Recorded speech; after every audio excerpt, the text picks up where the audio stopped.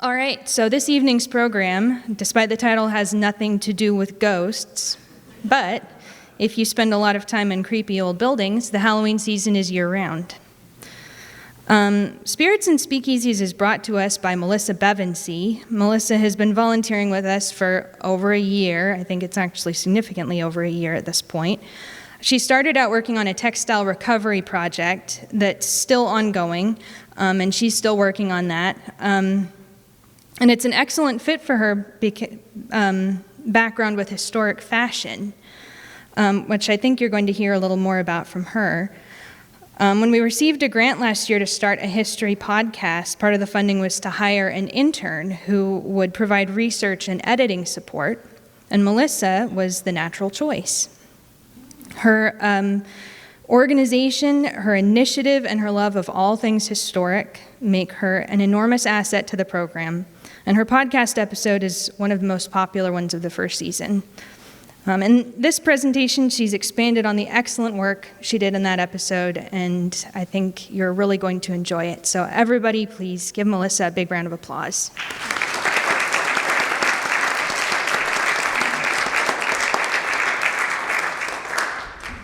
Thank you for that introduction, Sylvie. Wow. Thank you, everyone, for coming. I feel a little bit like an imposter on this side of the crowd. I'm usually sitting where you all are at. I know there's a new Lifetime movie premiere happening tonight, so you could be there, but you're here instead. So thank you for that. Thank you for caring about history. As Sylvie said, we're going to look at spirits and speakeasies tonight. No, not those kind of spirits, although that would make a very interesting talk. Instead, we're going to be looking at alcoholic spirits. To get started, I'm just going to go through the schedule for tonight. I'll give you a brief introduction. We're going to go through some of the history of Prohibition, and then at the very end, we'll have time for any questions, stories, other contributions you might have. So there'll be definitely time for that. First, a little bit about me. I'm actually originally from Illinois, but I've lived in Gresham for the last 10 years, at least in the area. I recently graduated from PSU's history program, and I recently started my grad program for library science. Like Sylvie said, I'm a textile volunteer here with Rose. We actually worked on this collection out here if you have a chance to see it. And yeah, like you, I love uncovering local history, so thanks for being here. My love for history actually starts at a pretty young age. You might not recognize this person here, but this is me. I've grown a little bit since then, as you can see, but this is me at my dad's antique booth back in Illinois. This is me with him at his antique store now in Illinois that he opened a few years ago, collecting local history objects. And then on the other side, you'll see an older woman standing in front of the float. That's my grandma, Pat. She actually also fostered my love of history. Me and my sister are on the float as well.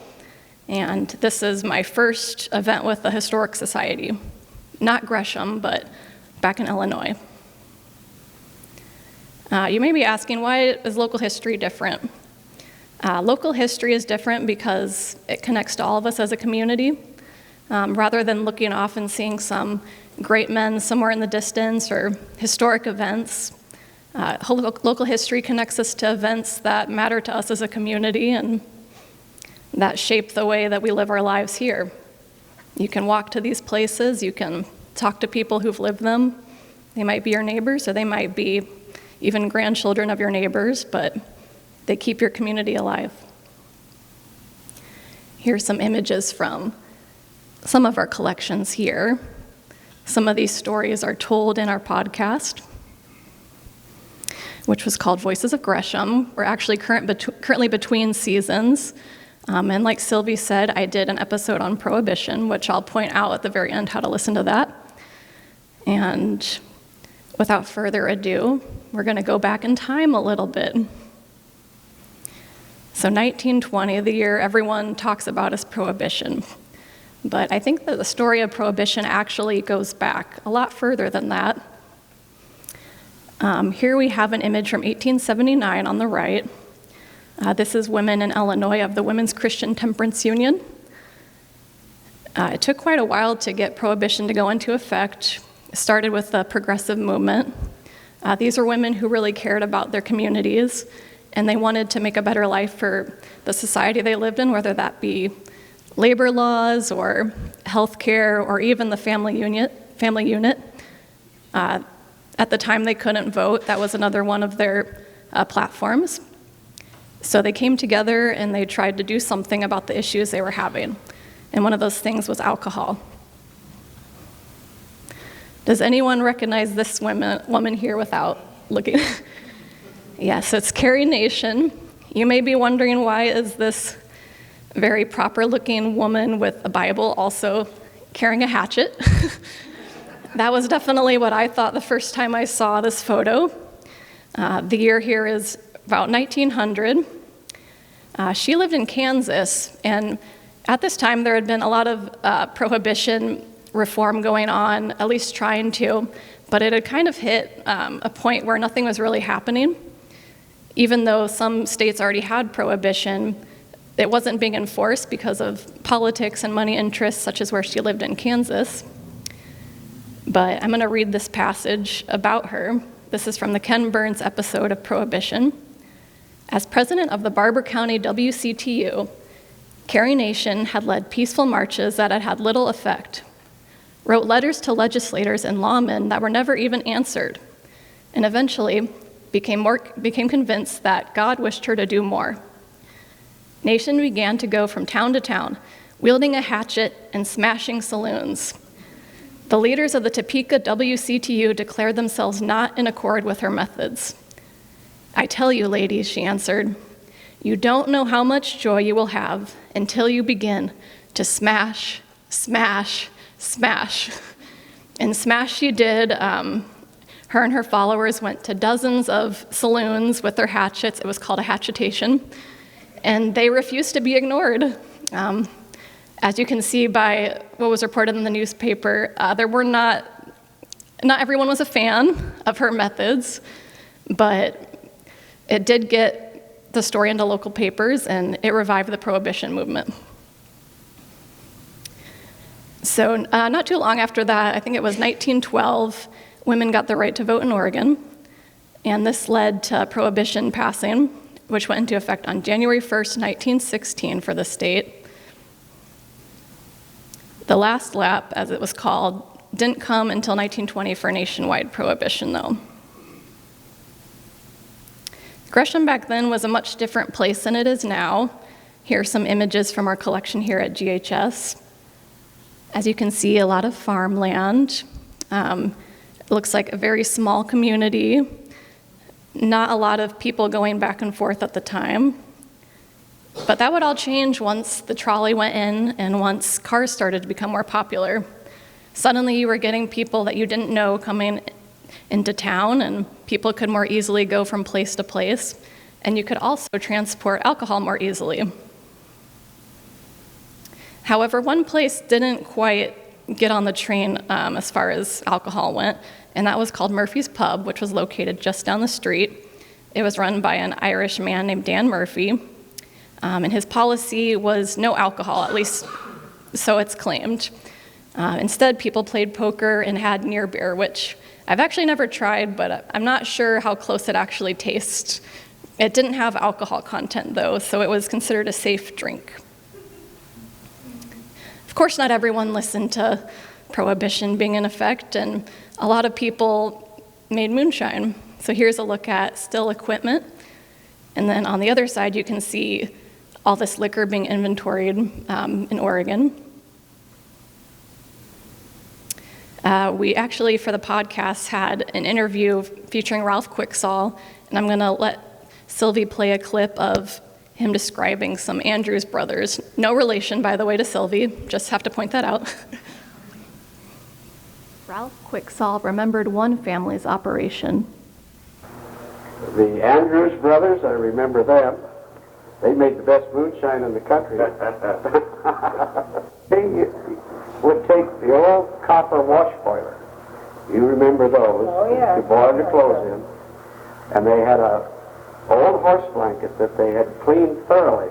And those horse blankets were about that thick, an inch and a half thick. They boiled their mash in that wash boiler with that heavy felt horse blanket over it, and when that would get saturated with the steam from the mash, they'd take a hold of it and wring it out. And that's the way they distilled their whiskey. If this gets out, there'll be some relatives of Andrews down here to see me. So that clip is a little older, so it's a little hard to hear, but we do have the text here. I don't know how sanitary a horse blanket would have been. I'm not quite, I don't know if I'd want to drink that, but that was what they did. And apparently they were pretty prolific bootleggers. So obviously, when you're doing something illegal, you're going to have to find some ways to avoid detection. So here are some things I came across. It's hard to know for sure all the details, because I feel like with this kind of history, some of the facts get exaggerated. There was a parrot that said, "Look out below," supposedly, if he saw the police. That's the one I'm probably most skeptical about. Children that went on their bicycles and were paid to deliver moonshine. Trapdoors, concealing caves with stills. A hearse driver who owned an undertaking business, and then of course you have your bell and wire system for when somebody pulls into the driveway. With an interview with the Enebo siblings back in 1993 here, we were told about some of these actually, including the parrot. He says, "My brother and I were paid 50 cents a gallon to haul moonshine on our bicycles." Very interesting. And then we have Sharon Nesbitt, who did quite a lot of research, some of which we have here. And she wrote in the local paper about R.R. Carlson, who was the one who had the hearse and undertaking business. Yeah, so I don't really know what they mean when they say they found moonshine and embalming equipment, but I'll have to go by what the newspapers reported back then. But yeah, in his hearse and coffins, embalming equipment, pretty much anywhere, I guess you want to put it. But I'm not sure whatever came of that, but he was definitely caught. This story comes from 1921. It happened on Charles Spady's farm at 181st and Halsey.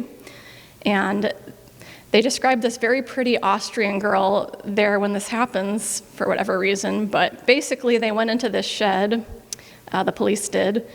They smelled this smell, which they recognized right away. And unfortunately for one of the policemen, there was a trap door. So he fell right through the straw, saw this beautiful Austrian woman and these two other men.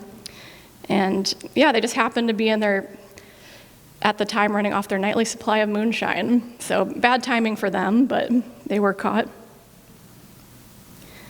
And as you can imagine, as what happens with many laws that pass, there weren't really a good number of enforcement resources. So we have some cartoons from the time. The new swimming hole, which shows how accessible alcohol was. And then on the other side, you have what was happening in North America as far as basically like a cat trying to catch so many mice through so many holes. It just wasn't possible to figure out where every single bootlegger was.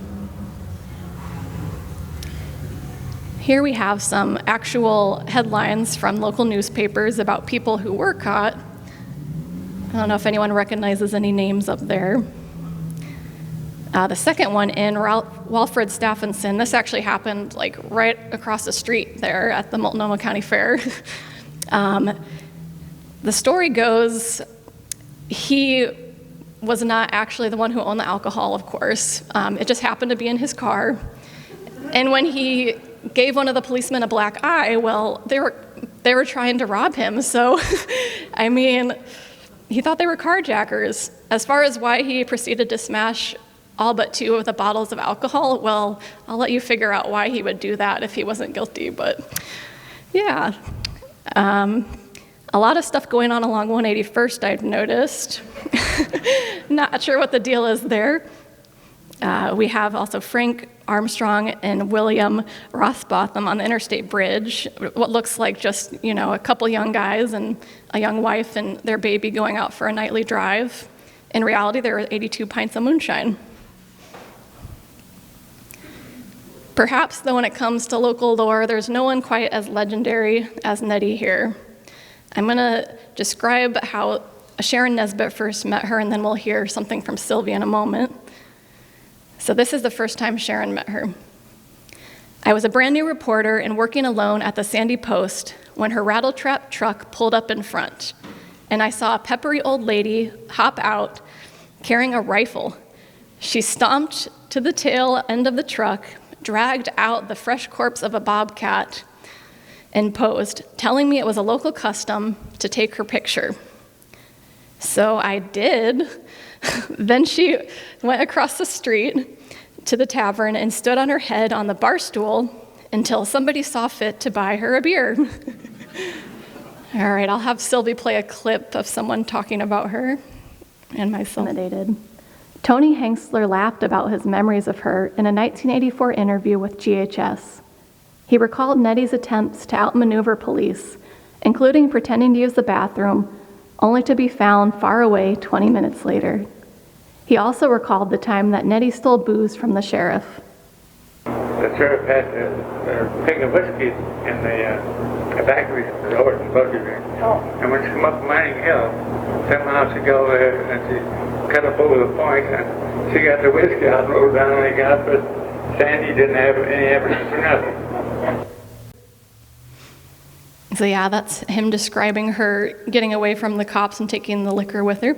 Unfortunately, again, older clips, so not the best quality there. But what ended up getting her caught was when the police came upon some drunken pigs, as does happen often, of course. So the pigs got a little drunk on the corn mash and were doing who knows what, and that was what ultimately blew her cover. Of course, if you have all this bootlegged liquor, there has to be a marketplace besides just person to person. So I wanted to go through the history of some of the local roadhouses here, which also doubled as speakeasies.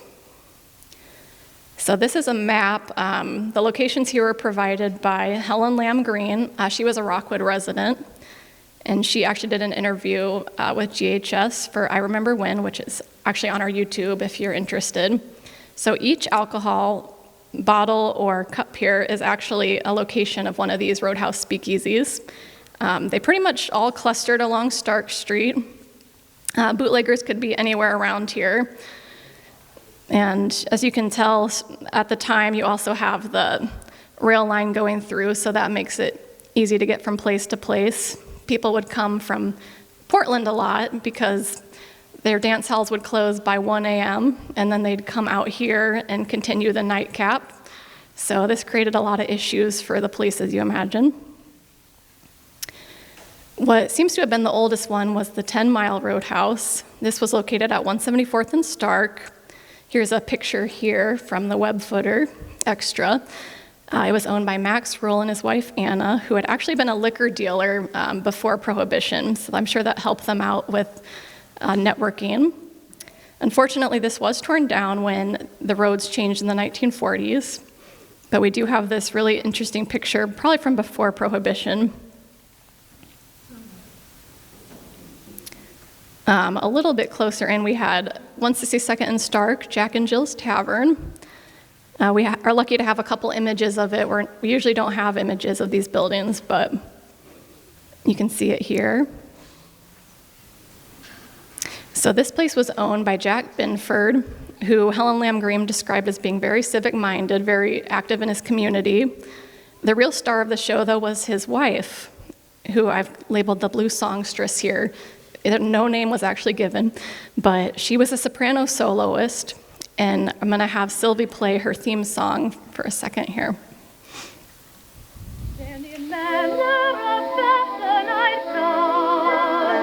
And the world seemed to smile all around. Till it will that I worry, I'll always adore it. My sweet little Alice Bluebell.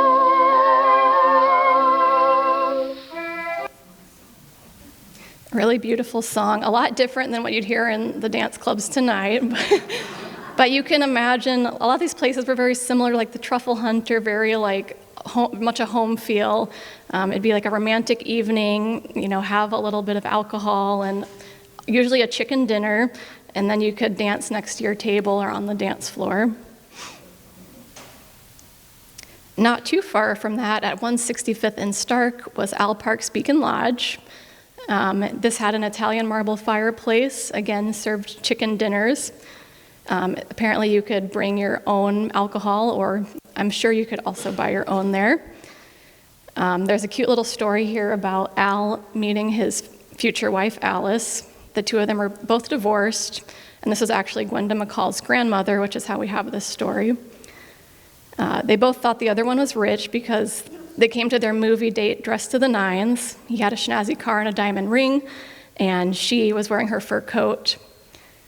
Although their relationship wasn't a traditional one, he said, "I will marry you if King Edward VIII abdicates the throne and marries the American divorcee." So when that happened, when Wallace got married to Edward, Al got married to Alice. Kind of a sweet little story. Second chances. I'm a little biased here, but this is probably my favorite roadhouse owner. His name was James Birdlegs Reed. He was one of the first black men in the area, and he had actually come from Missouri originally. He was a Pullman porter, which, if you're not familiar, this was for a lot of people the entry into the middle class for African Americans, especially people coming north or west for the Great Migration. He was living at downtown Portland in 1910, where he met his wife, who was living just a few blocks away. At the time, in 1912, he opened the Union Social Club. Now, this was a pretty rowdy club and had a lot of drunk patrons, a lot of gambling. So after a while, it ended up that police kind of drove him out to the Gresham area. But that meant that he opened Birdlegs Roadhouse, located near like 190th and Stark, where the Max crosses over there. We don't have any pictures, but it was a white roadhouse, and it had 14 rooms, and once again sold chicken dinners, the best chicken in town, as they said. He also raised the chicken, it seems. There were a lot of seedy things that happened there, but perhaps the most famous was this robbery that happened at Birdlegs' establishment. In the lower right corner, you'll see a man named John Lowe. He was a high-ranking member of the Pullman Porters bootlegging ring.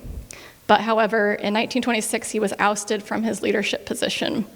He decided that he was fed up and he was going to start robbing other bootleggers. So on this fateful night, December 12th, 1926, he pretends he's having a meal at Birdlegs Roadhouse.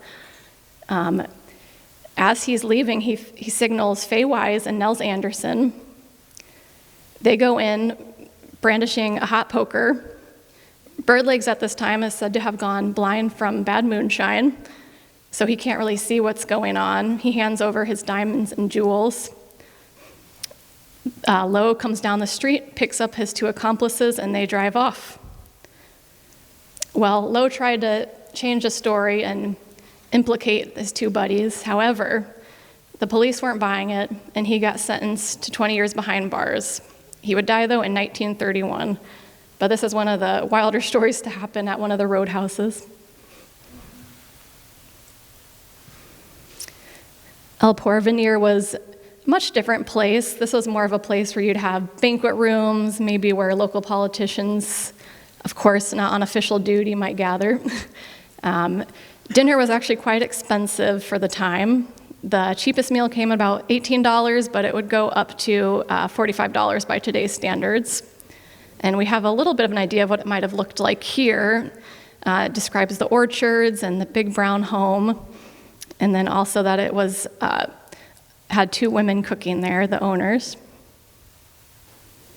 Of course, probably the most recognizable name on here is Fred Merrill's 12 Mile House.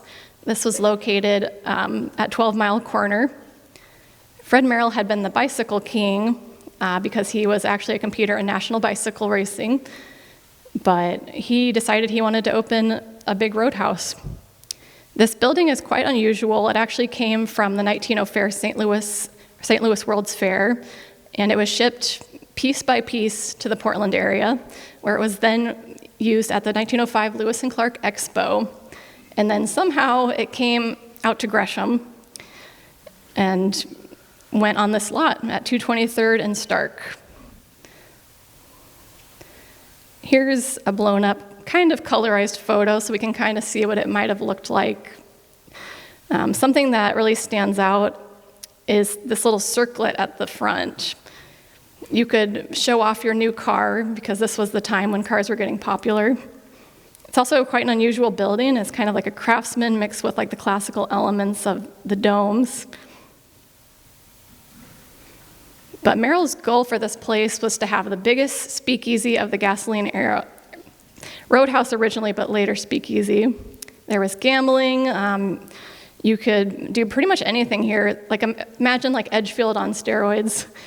At one point, I think there was even like a place for landing planes. There were cockfights. The list really goes on. There was a large stone fireplace too that held bottles you could pull off the wall, but apparently those were all smashed during Prohibition. His place opened about a decade and a half before that. But it was also a house of ill repute, and this was recalled by several interviews that we heard. This one woman named Eunice, she talks about how she would never be able to go anywhere past the entrance when her father was delivering groceries. We actually heard that from more than one person. We had another interview where someone describes going to an estate sale there when they closed down and saying, oh my gosh, it was just bedrooms upstairs. Bedrooms upon bedrooms. And that's when they found out what kind of place it really was, why they could never go there. Here's an ad from 1908 showing the complex. Not as great a printing quality as we have now, but you can tell that it was quite big for the time. And we have Larry and Marge Aylesworth talking about how exciting it was watching all these people coming in their sports cars, and also even more exciting when the place would be raided. And just imagine them behind the window blinds looking at and seeing what's happening. Of course, like I said, there are many issues with people going out late at night. These cars would not have been as great as they are now for handling. Also, the roads weren't as good.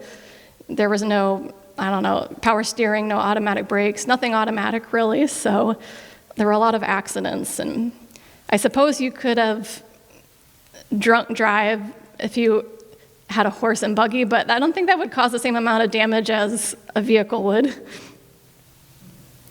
But around the same time, people are also just concerned about dancing in general.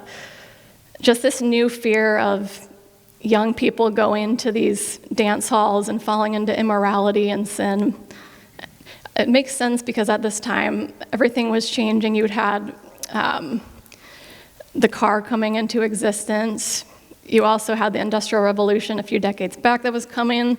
So people were starting to see the family unit change. Same with World War I, and you also had Spanish flu around this time. So people were just kind of trying to look inward and hold on to what they'd had in the past. There's actually this quote that was in a newspaper from a reformer called W.G. McLaren. He was a reformer who was against this dance craze. He had talked to girls at the Louise home. Is anyone familiar with the Louise home? Yeah, so this was a home at 162nd and Halsey for unwed teen mothers, and also young mothers with venereal disease who society had kind of turned a blind eye to. And he shared that many of these women had told him that they met their downfall after attending one of these dances. So he was basically saying, hey, we have to do something about this. This isn't good. Nothing quite compared, though, to when Ada Mae Davis died. She was just like the typical girl next door who'd come out for a night of fun at Merrill's 12-mile house. And unfortunately, her chaperone was driving at 4 a.m. and under the influence, of course, and they struck a tree. So when this happened, a lot of pressure from the public came, and the sheriff decided he probably should do something to start protecting people better. And that's what the dance hall fight, as I'm calling, that's when that started occurring. Just 2 weeks later, the sheriff, whose name was Tom Hurlburt, decided he was going to try to find anything he could do to protect these people. he made it so that these local roadhouses would have to apply for a dance permit, even though they weren't technically dance houses, they were more restaurants. Otherwise, if they didn't have that, they could be arrested. One of the people who fought this first, his name was A.J. Tolley. He was another roadhouse owner at 184th and Stark. And he basically claimed that what Sheriff Hurlburt was doing was not within the law and that he had every right to do what he wanted at his business. For people who weren't at the roadhouses, we also had some dance halls locally. This top right is an ad from Springer's just a couple months after it opened. And it was a pretty popular place to go. We have a photo from the 1930s on the left there, out at 183rd and Ritchie Road. And of course, Blue Lake Park also offered dancing. People weren't as upset about dancing in general, but they wanted what they called clean dancing. They wanted something moral, probably with some distance between dancers. They probably wanted different music as well. There's a very concerned mother here on the left clip, and she's talking about her own teen children and worrying about them. She's saying that there's always some other boy who can get a car, and then with the temptation of the country dance hall with its uncensored and unrestricted pleasures, safe inside the machine, away from the prying eyes of the curfew officer, how easy it is to stay away from home and mother until 2 or 3 o'clock. So something that was weighing heavily on a lot of mothers' minds at the time. We can see that they were choosy as far as who they granted dance permits to as well by this other clip.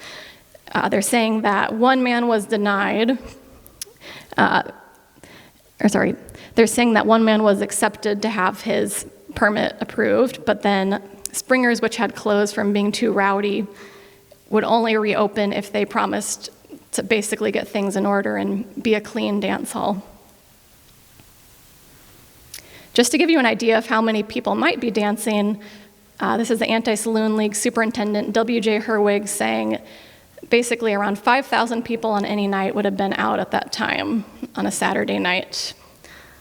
He also says, of course, these people have bootleggers and moonshiners all around them when they're out. The moral atmosphere and influence of these places is decidedly bad and corrupting. Of course, this meant more wars on the roadhouses. Again, we have the sheriff talking about the drunkenness and wanting to basically prevent the riffraff of the city from coming out to Gresham after hours.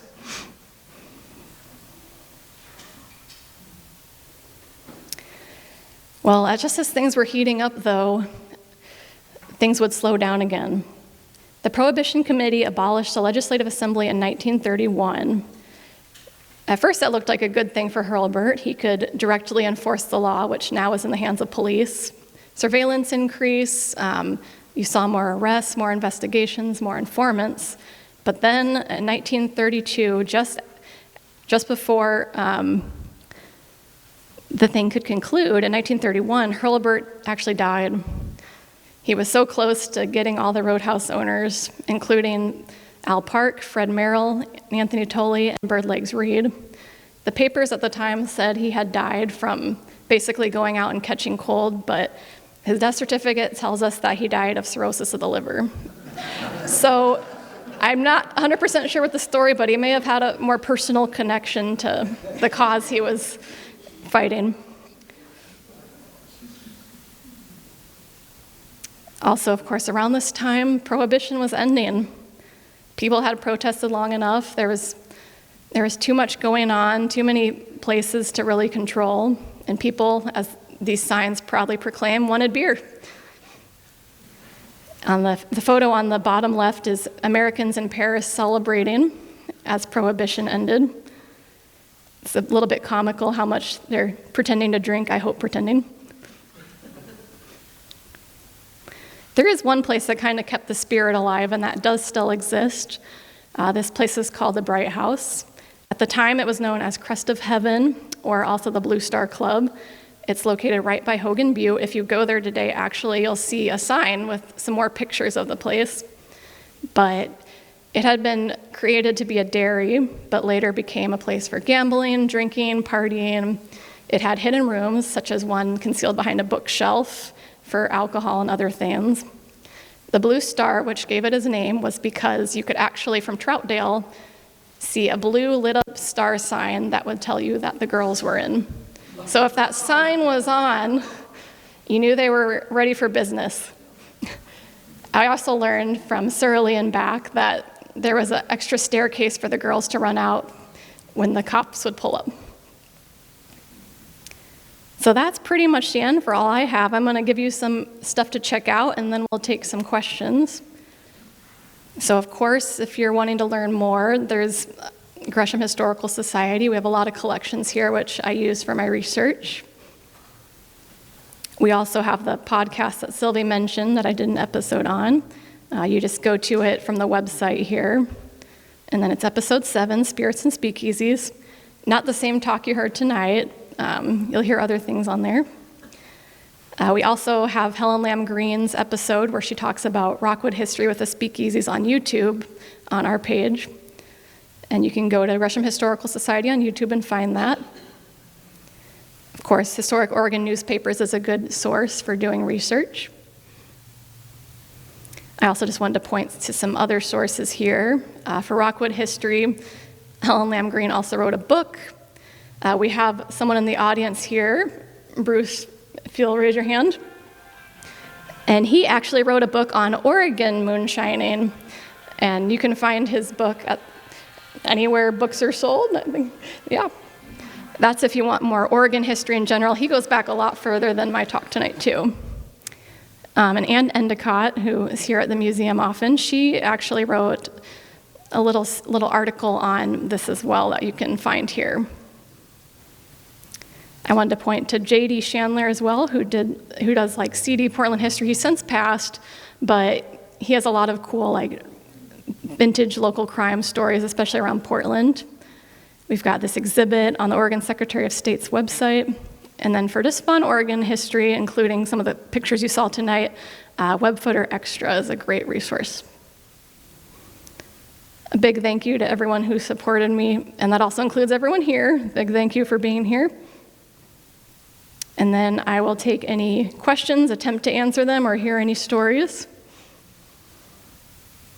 Yes? Is there some geographic reason why Stark Street seems to appear so frequently? We grew up on 26th and Stark, and I'm thinking, geez, what happened? Yeah, so the question is, why did everything seem to happen on Stark Street? I think at the time it must have just been that that's where a lot of the businesses were, and it was a pretty decent road to travel down. It also had the rail that crossed there, so maybe it was just as far as going east to west, it made sense for coming out from Portland, or vice versa. That would be what I would think, but I'm not sure the exact answer there. It's a good question.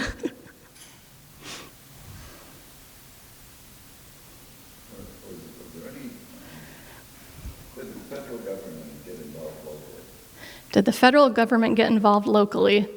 Not that I saw on any major level. I'm dependent on like local newspapers mostly. I didn't see anything specific. The most I got was like maybe like a district attorney weighing in on a decision.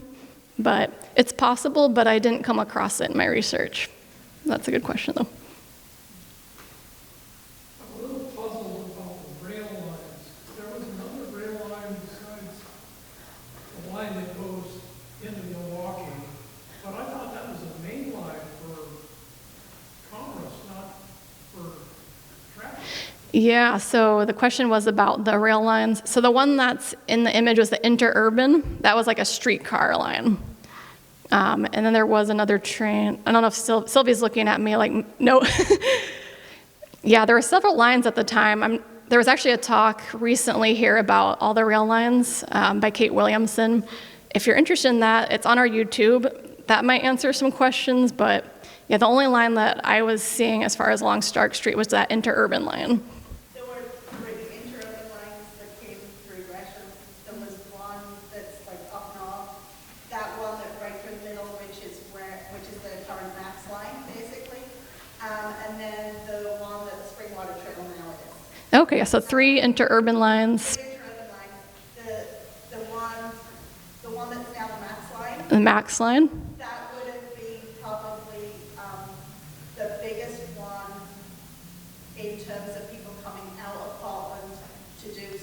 other than the summer homes. So that was the CD max. That was even then the CD line. Okay. Less CD than spring water and. Well, spring water was going to like scenic areas. So Okay. was taking people to summer homes and vacation cabins. Like to Ambleside, is that? Yeah, okay. Thank you for clarifying, because that is not my expertise. I'm glad we have you here to comment on that. I thought I saw another hand, maybe. Yes. What about the house going up to Powell Butte? I'm trying to look at geography here. Well, I know there was the Hogan Butte one. I'm not sure about the one on Powell Butte. Do you have a story? No, but driving up, there's a play card that said it was Hogan.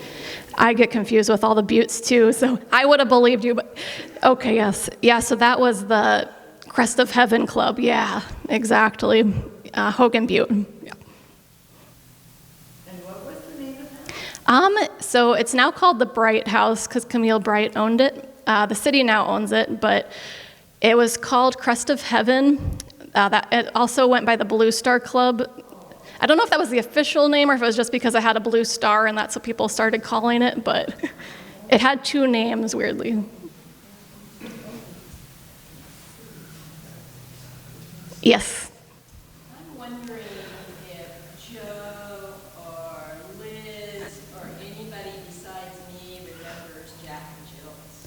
Anyone else remember Jack and Jill is the question. Oh, yes. Yeah, I heard in the 40s they had an Elations Club with showgirls is what I came across. But I don't know too much beyond that. Do you have any stories? She's willing to tell. She's not willing to say she was there. She was a good girl. Jack and Jill's Yes. was still open in the 70s. Oh, wow. That's good to know. Sometimes you hear the beginning of a history and you never figure out what happened. I was talking to Sarah Lee that many of these places ended up burning down, but it's good to hear they continued for a while. Did you have a question? Annette was pretty well known for her bootlegging and. Oh, yeah, Nettie Connett. And at that point in time, the logging industry was in a decline, and a lot of the loggers were having a very difficult time feeding their families. And at night, she would go knock on the doors and ask the men to come outside, and she'd have a roll, and she'd just peel off the money and hand it to them. Oh, wow. So that they could feed their families. So there's the other side. Yeah, I did get a lot of that she was very much community-oriented. Talking about Nettie, she was saying how she would help logging families in the area when they needed money. So, yeah, that's another side of the story for sure. A side that gets told less, probably. Any other comments, questions? Yes, in back. Yeah, the one thing that I heard that kind of surprised me is that the whole reason that the temperance unions, or one of the main ones, was because these women, one, not being employed, right, they were all stay-at-home moms, is that their husbands would go out and drink their entire paychecks. And so a lot of this was just survival for the family that they were pushing this because there was, they couldn't feed their families anymore because it had all gone to booze. So. Yeah, saying the temperance union very much based on the fact that so much of a paycheck would get spent on alcohol in the saloons while children were at home without food or without care.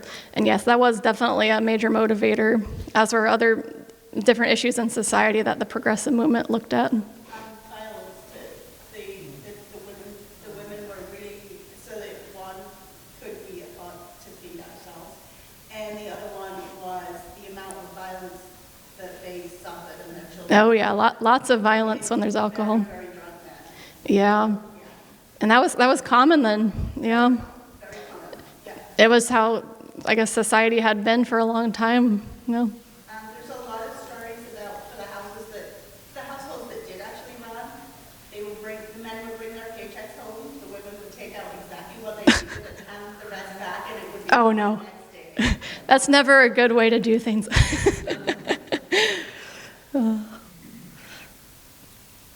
Well, anyone else? We've got a little more time. Yes. So my aunt is actually Camille Bryant. Oh. And I remember growing up, we would go to their house a lot playing in bookcases. You know, the bookcases would be like a room behind it. Yeah, talking about his aunt was Camille Bright. In the room behind the bookcase. Yeah, it'd be fun to go out there someday. That room is so much fun. Yeah. It's big enough to fit quite a few people. Enough to hide from the Romans, that's for sure. Yeah, I mean, Wow. you'd be squished in there, but as a kid, you could put a whole big family of cousins in there. As a kid, it's tough when you're not sleepover time. What did your cousins do there? How did they make use of the space? Well, they had the bar set up as like Oh, the bars. Yeah, for entertaining, and the staircase was like twice as wide as a normal staircase, so two people Oh, holding each other's arms. yeah, you could promenade side by side. Walk upstairs. And the secret staircase was really narrow and went out kind of a side door. More kind of an exit only type situation. And I think that staircase is gone, unfortunately. Oh, yeah, the city bought it and they haven't done much of it. Yeah, that staircase is gone for safety reasons, and also one of the decks. There's one deck that goes like out over the hillside, that one's still there. The one on the front of the house is unfortunately gone, again for safety reasons. The city does definitely have plans to do things with it that will include opening it to the public. So stay tuned. But right now, just go look at it, enjoy it, and ask questions. Yeah, so go to Hogan Butte, read the signs, check out the house from afar in the meantime. Could you give us a cross street for Hogan View, because I can't picture. I have it on here. Pardon me going back for a second. Let's see. It's off of Regner, and it's on Gabbard. Off of where there, okay. Yes. But that's kind of by the Springwater Trail. Oh, here it is, yeah. Gabbert Street. But Regner is Main Street heading up. I think so, yeah. Yeah. Yeah, if you're going south on Gabbard, you'll see a sign that says City Park. You take that one. It's on the east side.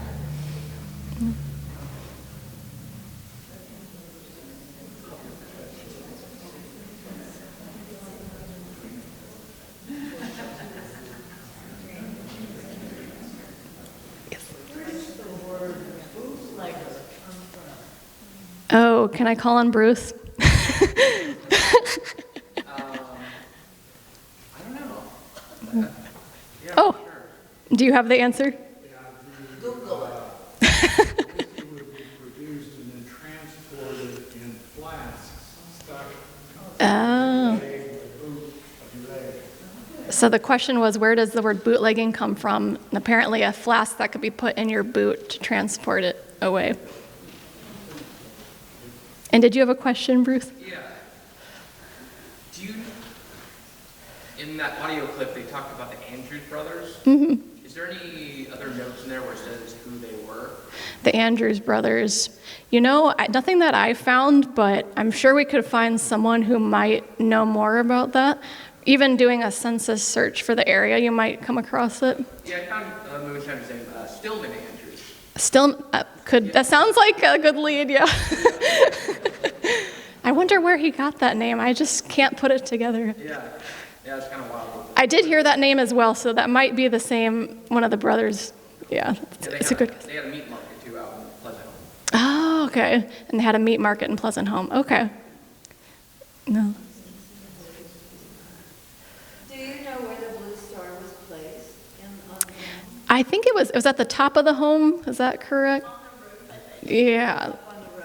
Yeah.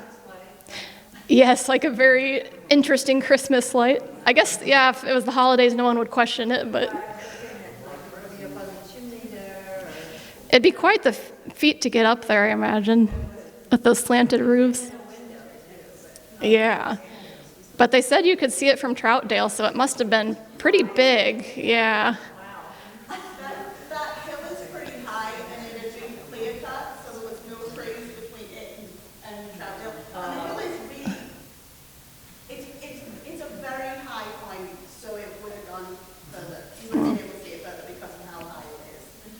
on top of the building.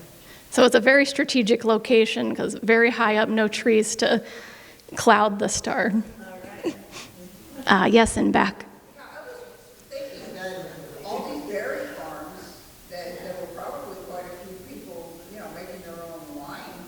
Oh, yeah, I imagine. Yeah, brandy, right? Yeah, people with berry farms making their own wine.